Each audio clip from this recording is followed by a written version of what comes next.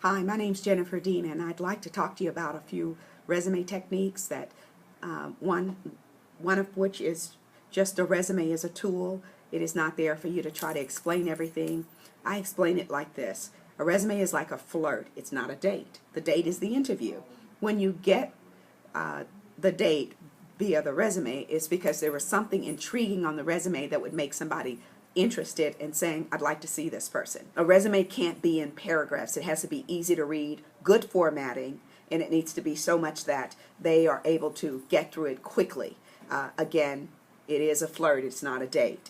And it's really important to understand that a resume needs to go back 7 to 10 years. You don't need to go back your whole creation of work history.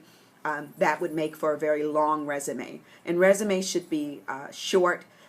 It should be concise. It should be easy to read. And if the education outweighs the experience, education comes first. If the experience outweighs the education, education would come last. We don't need to put addresses on, just name, email, and phone number so they can reach you. Don't need to add high school if you've gone to post-secondary education. It is not necessary to add that on there.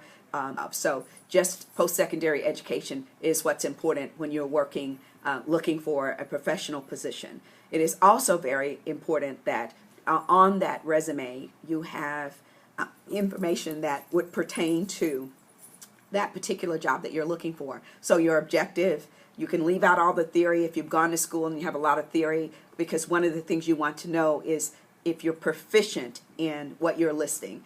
You can list proficiencies or knowledgeable of.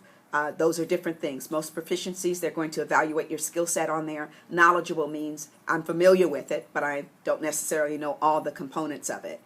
Try not to put things on a resume that are not verifiable.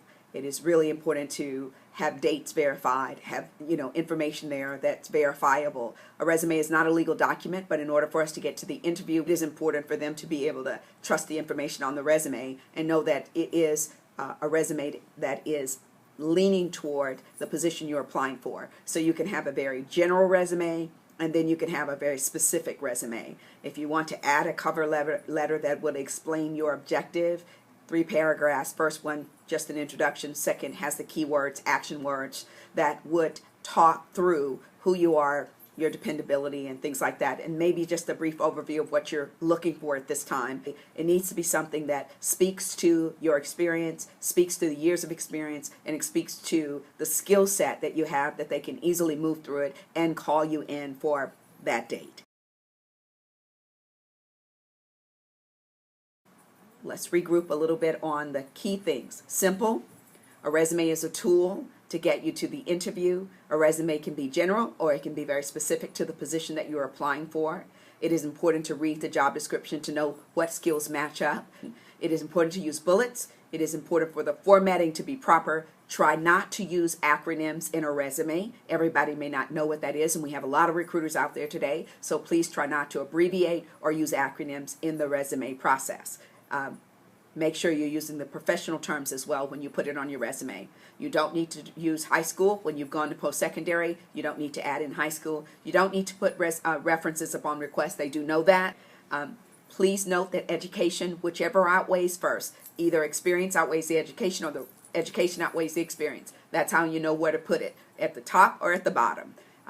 If you would like more information on how to present a professional resume and great resume tips, please go to our website and we will be happy to send those over to you, or you can look them up.